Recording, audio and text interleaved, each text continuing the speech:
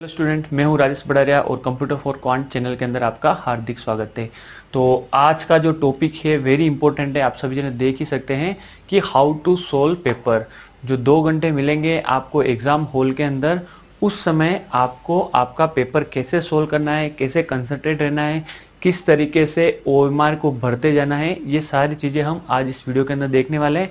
बहुत ही important video होने वाला है, तो प्लीज़ स्किप ना करें। इसके अंदर हम देखेंगे क्या हमें जो टाइम मिला है उसके अंदर हर एक क्वेश्चन को उतना ही टाइम देना है, या मुझे दूसरी बार आके उस क्वेश्चन को वापस अटेम्प्ट करना है, या मुझे एक बार वापस मौका मिलेगा।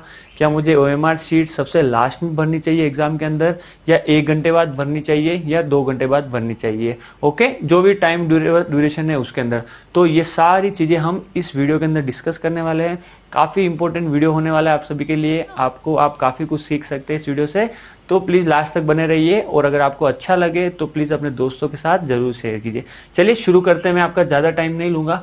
देखिए, मोटे तौर पे हम समझते हैं, मैं एक पेपर की बात कर रहा हूँ। ओके, कोई सा भी पेपर ले सकते हैं। तो मैं यहाँ पे जैसे नाम दे देता हूँ कि मैं जो बात कर रहा हूँ पेपर सेकंड की कर रहा हूँ। ओके, तो जो आपका पेपर सेकंड है कितने घंटे का, आप मेरे को बता सकते हैं? 2 घंटे का पेपर है।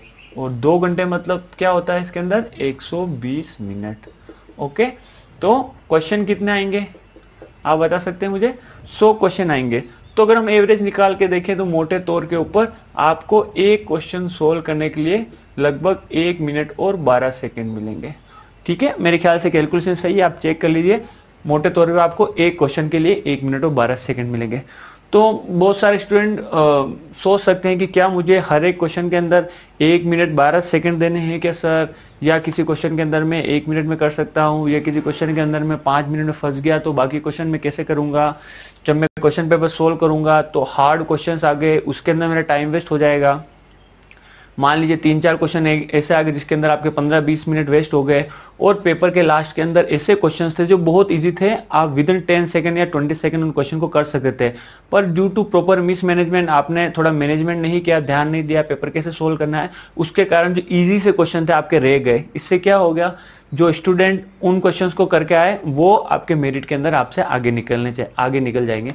तो ऐसी गलतियां हमें नहीं करनी है। तो क्या प्रॉपर स्ट्रेटेजी होनी चाहिए किसी क्वेश्चन पेपर को सोल्व करने के लिए, वो चीज हम देखेंगे। तो सबसे पहले बात तो ये है कि आपका जो पेपर है मेरे ख्याल से सब्जेक्ट वाइज नहीं आएगा।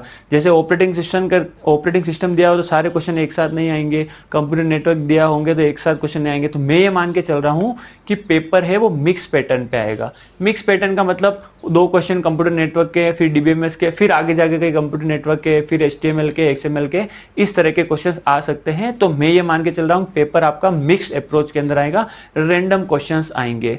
तो कितने क्वेश्चंस आएंगे? लगभग 100 क्वेश्चंस आएंगे जो हमें दे ही रखा है। तो देखिए, मेरा ये सुझाव है कि आप पेपर को राउंड फेस में कीजिए। ठीक है, जैसे मैं बता रहा हूं वैसे आप फॉलो कर सकते हैं अगर आपको अच्छा लगे, क्योंकि मेरा खुद का एक्सपीरियंस रहा इसके लिए। ओके, तो मैं क्या कर रहा हूं, पेपर को राउंड के अंदर डिवाइड कर रहा हूं।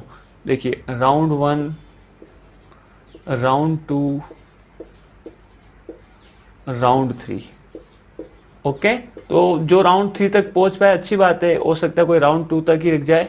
और राउंड 1 से तो आप निकलने की कोशिश करना। क्या है राउंड 1, राउंड 2, राउंड 3, हम डिटेल के अंदर अब हम देख रहे हैं। ओके, तो आपको जो पेपर सोल्व करना रहेगा, आपके पास क्वेश्चन क्या रहेंगे? 1, 2, 3, 4, ऐसे करके आपके पास कितने क्वेश्चंस रहेंगे? 100 क्वेश्चंस रहेंगे। तो देखिए, राउंड फर्स्ट के अंदर क्या करना है, आपको जो क्वेश्चंस आपको लगता है कि मैं एक ही बार में इसको सही कर दूंगा, उन क्वेश्चन को आपको आपके क्वेश्चन पेपर के अंदर टिक मार्क करना है। जैसे आपने फर्स्ट क्वेश्चन किया, ओके, और आपको पता चल गया कि यस ये क्वेश्चन मेरा डैम श्योर है और इसका आंसर गलत हो ही नहीं सकता, उसका ए बी सी डी जो भी ऑप्शन है आप उसको मार्क कर दिए। जैसे उसका आंसर ए है तो आप उसको क्वेश्चन पेपर के अंदर मार्क कीजिए, ओएमआर के अंदर मार्क करने की बात नहीं कर रहा हूं। अभी हम चलेंगे ओएमआर कैसे भरनी है कैसे नहीं। फिर देखा आपने सेकंड क्वेश्चन आ रहा है, उसको भी मार्क कीजिए, तीसरा आ रहा है, चौथा आ रहा है। इस तरीके से 1 से लेके 100 तक जो भी क्वेश्चंस आपको फर्स्ट अटेम्प्ट के अंदर आ रहे हैं वो सबसे पहले मार्क कीजिए। अगर आपको किसी क्वेश्चन के अंदर 10, 20 या 30 सेकंड के लिए भी सोचना पड़ रहा है तो उन क्वेश्चन को आप स्किप कीजिए। अगर आपको किन्हीं क्वेश्चन के अंदर कंफ्यूजन हो रहा है कि यार इसका आंसर ये होना चाहिए, ये नहीं होना चाहिए, इसको मुझे सोचने में 30 या 40 सेकंड लग सकते हैं, जस्ट स्किप इट, उसको सबसे पहले आप स्किप कीजिए। ओके, कहने का मतलब ये है आपको क्वेश्चन पेपर 1 से 100 तक सबसे पहले उस कैसे अप्रोच फॉलो करना है, जो क्वेश्चन आपको at a one instant damn sure है कि भाई ये मेरा आंसर सही होगा, गलत नहीं हो सकता, तो उनको आपको सबसे पहले अटेंड करना है। तो देखिए बहुत बार क्या होता है कि पेपर जो क्वेश्चन बनाने वाले होते हैं वो क्या करते हैं, हार्ड क्वेश्चंस पहले पुट ऑन कर देते हैं ताकि स्टूडेंट वहीं पे घूमता रह जाइए। तो ध्यान से देखिए मैं आपको क्या समझाने पा रहा हूँ। आपने फर्स्ट क्वेश्चन पेपर उठाया, फर्स्ट क्वेश्चन सोल्व करने की कोशिश की और आपका पहला क्वेश्चन नहीं बना, आपको लगता है कि अरे यार मेरे को आता था पर नहीं कर पाया, और यह आता ही नहीं है, टफ क्वेश्चन है, तो उसको स्किप कीजिए। सेकंड क्वेश्चन भी नहीं आ रहा है, स्किप इट। थर्ड भी नहीं आ रहा है, स्किप।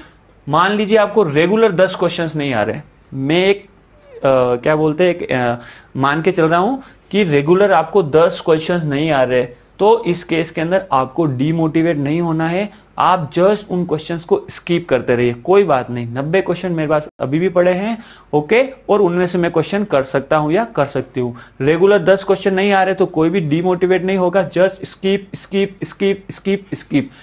कीजिए, फिर आप देखेंगे तो आपके इजी क्वेश्चन आने शुरू हो जाएंगे। कई बार एग्जामिनर क्या करता है कि स्टूडेंट को उलझाने के लिए हार्ड क्वेश्चन पहले पुट ऑन कर देता है, जिससे उस स्टूडेंट का पूरा टाइम वेस्ट शुरू के क्वेश्चन में हो जाए और वो आगे वाले क्वेश्चंस नहीं कर पाए या उसको टाइम ही नहीं मिले। तो ये प्रॉपर मैनेजमेंट होता है एग्जाम क्रैक करने का।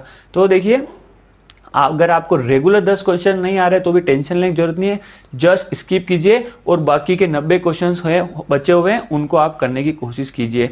और फर्स्ट राउंड के अंदर ये अप्रोच फॉलो करना है, जो क्वेश्चन आपको डेम श्योर आ रहा है उनको आप टिक कीजिए। तो जब फर्स्ट राउंड खत्म होगा ना, तब आप देखोगे कि लगभग स्टूडेंट या आप जो 40 से 50 क्वेश्चन आप सोल्व कर पा रहे होंगे। ये एक सिर्फ एवरेज केस है, ये मैं बता रहा हूं क्वेश्चंस, ओके, ये एक सिर्फ एवरेज केस है। डिपेंड अपॉन पेपर आपका हार्ड आता है, एवरेज आता है या सिंपल आता है, उसके ऊपर डिपेंड कर रहा है। तो मैं एवरेज मीडियम मान के चल रहा हूं। अगर पेपर इस तरह का मीडियम लेवल का हो गया तो आप फर्स्ट राउंड के अंदर कम से कम 40-50 क्वेश्चन आराम से कर लेंगे। और जब आप 1 से लेके 100 तक क्वेश्चन फर्स्ट टाइम पढ़ोगे तो आपको लगभग 70 से 80 मिनट लगेंगे, ध्यान रखना आप, है ना। ये भी एक एवरेज मान के चल रहा हूं, depend upon questions. First round के अंदर आपने 1 से 100 क्वेश्चन सारे पढ़ लिए हैं, उसमें से जो डेम श्योर क्वेश्चंस थे आपने उनको निकाल दिए। मैं मान के चल रहा हूं फर्स्ट राउंड के अंदर आपने 50 क्वेश्चन एक बार में निकाल लिए, उसमें लगभग आपको 80 मिनट लग सकते हैं। तो मैं सबकी मैक्सिमम लिमिट लेके चल रहा हूं, अगर कम टाइम लगा तो आपको आगे वाले राउंड के अंदर फायदा मिल जाएगा। तो फर्स्ट राउंड के अंदर आपको पता चल गया है कि मैंने 50 क्वेश्चन कर लिए हैं और 80 मिनट मेरे को लग गए हैं, ठीक है। अब जैसे ही आपने फर्स्ट राउंड खत्म किया, आपको क्या करना है, जो आपकी OMR शीट है, OMR जो शीट है उसके अंदर जो क्वेश्चंस, देखिए फर्स्ट राउंड के अंदर क्वेश्चन मैंने पहले ही बोला वही मार्क करना है जो आपको डेम श्योर आते हैं, जो आपके गलत हो ही नहीं सकते। तो इनको फटाफट आप OMR शीट के अंदर फिल कर दीजिए। हाँ सही सुन रहे हो, फर्स्ट राउंड के बाद ही आप OMR शीट को क्या कीजिए, क्वेश्चंस को OMR शीट के अंदर फिल कर दीजिए। देखिए आप कितने भी क्वेश्चंस इस हार्ड कॉपी के अंदर करोगे कोई मतलब नहीं निकलेगा, अल्टीमेटली एग्जामिनर चेक क्या करेगा, आपकी OMR शीट। कई बार स्टूडेंट क्या गलती करते हैं, OMR शीट के ऊपर ध्यान नहीं देते हैं और लास्ट में क्या होता है, OMR शीट भरनी रह जाती है, या क्या गलती होती है कि फर्स्ट का आंसर सेकंड में लग जाता है, सेकंड का आंसर थर्ड में लग जाता है, सीक्वेंसली आंसर क्या गलत मार्क कर देते हैं और वो एग्जाम क्रैक नहीं कर पाते हैं। तो आपको ऐसी गलती नहीं करनी है, हमें ऐसी गलती करने से बचना है, ओके। तो जैसे ही आपने 50 क्वेश्चन किए, आप उसको क्या कर दीजिए, OMR शीट के अंदर फिल कर दीजिए। तो यहां से आपको काफी कॉन्फिडेंस मिल जाएगा कि एक तो आप जो इंडिविजुअल पेपर की कट ऑफ है उससे आप वैसे ही आगे निकल चुके हैं। इंडिविजुअल पेपर की कट ऑफ कितनी है, 40%। 100 क्वेश्चन आ रहे हैं तो कितने क्वेश्चन होने चाहिए, कम से कम 40 क्वेश्चन। तो अगर आप देखोगे तो 40 क्वेश्चन से आप ज्यादा ही क्वेश्चन कर पा रहे हो फर्स्ट अटेम्प्ट के अंदर। अब आता है हमारा सेकेंड राउंड। तो देखिए सेकेंड राउंड के बाद अब जैसे फर्स्ट राउंड खत्म होगा, आपके पास कितना टाइम बच गया दोनों राउंड मिला के, आपके पास अगर मैं 80 मिनट मान के चलूं तो 20 मिनट बच चुके हैं, ओके। अगर मैं सेकेंड राउंड और थर्ड राउंड मान के चलूं तो आपके पास 40 मिनट है ना, 40 मिनट, क्योंकि 120 मिनट का पेपर है ना, तो 40 मिनट आपके पास बच चुके हैं। अब आपको क्या करना है, सेकेंड राउंड के लिए अप्लाई करना है। सेकेंड राउंड का मतलब क्या है, वापस पेपर आपको 1 से शुरू करना है। वापस पेपर आपको 1 से शुरू करना है। अब ये 50 क्वेश्चन आपने कर लिए, उनको तो आपको देखना ही नहीं है। बाकी जो क्वेश्चन बचे हुए जहां पे आपको थोड़ा बहुत कंफ्यूजन था, थोड़ी बहुत मेहनत करके आप आंसर निकाल सकते हो, उनको सबसे पहले अटेंड करना है। ओके, तो जब फर्स्ट पेपर करते हो, जब सेकेंड राउंड आता है, तो आपके दिमाग में ऑटोमेटिक कैलकुलेशंस हो चुकी होती है, दिमाग आपके थोड़े से हार्मोन्स नॉर्मल हो चुके होते हैं। देखिए नॉर्मल प्रक्रिया है, जो स्ट्रेस था वो निकल चुका होता है। जब सेकंड राउंड में जाओगे तो आपका दिमाग सही तरीके से सोचना चालू कर देगा, और जो क्वेश्चंस आप देखो ना 1 से 10 तक फर्स्ट राउंड में नहीं आ रहे थे, कम से कम उसके अंदर आपको 3-4 क्वेश्चंस भी आने लग जाएंगे। तो सेकंड राउंड आपको फॉलो करना है। अगर आप सेकंड राउंड फॉलो करेंगे तो ये मान के चल रहा हूं कि सेकंड राउंड के अंदर आराम से आपके 10 से 20 क्वेश्चंस और निकल जाएंगे। ठीक है, तो सेकंड राउंड के अंदर क्वेश्चंस आप आराम से कर पाओगे 10 से 20 क्वेश्चंस। ओके, और सेकेंड राउंड के अंदर मैं मान के चल रहा हूं आपको यहां पे टाइम लगेगा 20 से 25 मिनट। ओके, 20 से 25 मिनट। जैसे ही सेकेंड राउंड खत्म हुआ, फिर से आपको क्या करना है, आपकी OMR शीट के अंदर जो क्वेश्चंस आपने और किए हैं वो आपको फिल करने हैं। मान लीजिए आपको 25 मिनट लगे, देखिए मैं मैक्सिमम लिमिट और मैक्सिमम क्वेश्चंस ले रहा हूं ना, डिपेंड अपॉन सिचुएशन है। और आपने जो 20 क्वेश्चंस किए हैं उनको आप फिर से क्या कर दीजिए, आपकी OMR शीट के अंदर फिल कर दीजिए। समझ में आ रही बात? फर्स्ट राउंड के अंदर जो किया उसको OMR में फिल कर दीजिए, सेकेंड राउंड में क्या वो OMR में फिल कर दीजिए। देखिए सेकेंड राउंड के अंदर जो कंफ्यूजिंग क्वेश्चंस थे उनको आप क्या करिए, क्रॉस क्वेश्चंस किया, मतलब क्रॉस करने के तरीका की। जैसे कहना मैं चाह रहा हूं, जैसे ABCD फर्स्ट राउंड के अंदर चारों के अंदर जो आंसर आपको पता है उसको आपने टिक कर दिया। सेकेंड राउंड के अंदर क्या होगा, वही क्वेश्चन बचे होंगे जिसमें या तो आपको कंफ्यूजन है या आपको बिल्कुल ही नहीं आ रहे। जो कंफ्यूजन है उनको उल्टे अप्रोच से चलिए, मतलब आपको कंफ्यूजन है कि यार A B में कुछ है, C D में, तो आप उल्टा चलिए कि अच्छा D तो हो ही नहीं सकता, B तो हो ही नहीं सकता। फिर रेस कंडीशन रहती है A और C के बीच में, तो उसके अंदर फिर आप सोचिए हाई प्रायोरिटी क्या बनती है, उसको आप टिक करिए। ओके, वो फिर आपको डिपेंड करता है, आपका सब्जेक्ट नॉलेज कहता है किस तरह से आप उस क्वेश्चन को अटेम्प्ट करेंगे। तो क्रॉस मेथड भी कभी कभी बहुत ज्यादा इंपॉर्टेंट होता है। क्रॉस मेथड समझ गए ना, जो गलत क्वेश्चन है उसको इलिमिनेट कीजिए, तो उसके बाद फिर आपको बेटर ऑप्शंस दिखने लग जाएंगे कि इनमें से क्या आंसर हो सकता है। तो सेकेंड राउंड के अंदर मैं मान के चल रहा हूं कि आपको 25 मिनट लगा और लगभग आपने 20 क्वेश्चन कर लिए। तो अगर आप यहाँ देखेंगे कि देखिए पेपर फिर से मैं मीडियन मांग के चल रहा हूँ, कोई स्टूडेंट बोलेंगे सर नहीं, 70 क्वेश्चन तो हो ही नहीं सकते 70 मिनट के अंदर, 50 हो ही नहीं सकते। तो ये डिपेंड अपॉन पेपर है या डिपेंड अपॉन आपकी तैयारी के ऊपर सब कुछ डिपेंड करता है। मैं सिर्फ एक अंदाजा मान के चल रहा हूँ। ओके, नेक्स्ट देखिए, अब मैं बात कर रहा हूँ थर्ड राउंड की। कौन से राउंड की बात कर रहा हूँ? थर्ड राउंड की। ये वाला राउंड था मेरा पहला, ये वाला राउंड था दूसरा। ओके, और अब ये वाला राउंड, ये इधर दूसरा है ना, ये वाला राउंड था मेरा दूसरा और ये तीसरा है। अब आप मेरे को बता सकते हैं कितने टाइम बच गया? देखिए 80 + 25 105। तो थर्ड राउंड के लिए आपको लगभग 15 मिनट बच चुके हैं, और उस 15 मिनट के अंदर आपने क्वेश्चन भी कर लिए हैं और OMR शीट भी आराम से भर दी है। देखिए practice make a man perfect. आप कह रहे हो सर इतना जल्दी सब कुछ कैसे होगा? तो देखिए आपको प्रैक्टिस तो करनी पड़ेगी। कैसे क्या करना है, OMR कैसे बननी है, ये अगर आप बोलोगे तो मैं नेक्स्ट वीडियो एक और बना दूंगा। एग्जाम से पहले आपको कैसे प्रैक्टिस करनी है कैसे नहीं, आप कमेंट करोगे तो ये सारी इसके ऊपर मैं वीडियो बना दूंगा। तो थर्ड राउंड के अंदर आपके पास बच गए 15 मिनट। अब क्वेश्चन कितने बच गए करने, आप मेरे को बता सकते हैं? थर्ड राउंड के अंदर जो क्वेश्चन आपको करने हैं वो बच गए हैं 50 + 20 30 क्वेश्चन। अब आपको 30 क्वेश्चन करने हैं और टाइम आपके पास बचा है 15 मिनट। देखिए third round very important phase है, मतलब इस राउंड के अंदर क्वेश्चन गलत होने के चांसेस बहुत ज्यादा रहते हैं, क्योंकि हम इस पेपर को 2 बार पढ़ चुके होते हैं। तो हमें ऐसा लगता है कि नहीं ये तो मुझे आज, फिर वो कॉन्फिडेंस आ जाता नहीं कि भाई अच्छा नहीं इसका आंसर यही होगा यही होगा। तो थर्ड राउंड आपको थोड़ा ध्यान से करना है।